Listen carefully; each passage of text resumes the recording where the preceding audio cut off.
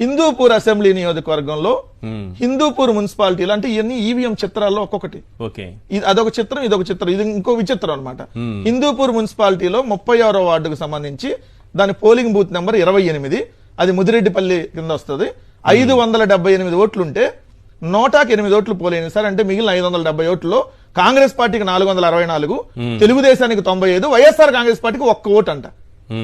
ప్రతి polling booth లో 2 ఏజెంట్లు ఉన్నారు వైఎస్ఆర్ కాంగ్రెస్ పార్టీకి.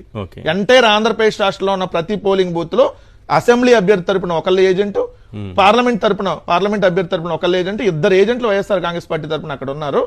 ప్లస్ అక్కడ మా పార్టీకి సంబంధించినటువంటి కన్వీనర్లు ఉన్నారు, అక్కడ ఎక్స్ కౌన్సిలర్లు ఉన్నారు, పార్టీకి సంబంధించినటువంటి వార్డు అధ్యక్షులు ఉన్నారు, గ్రామ వార్డు సచివాలయాల కింద కన్వీనర్లు పెట్టాం కదా పార్టీ తరపున, వాళ్ళు ఉన్నారు.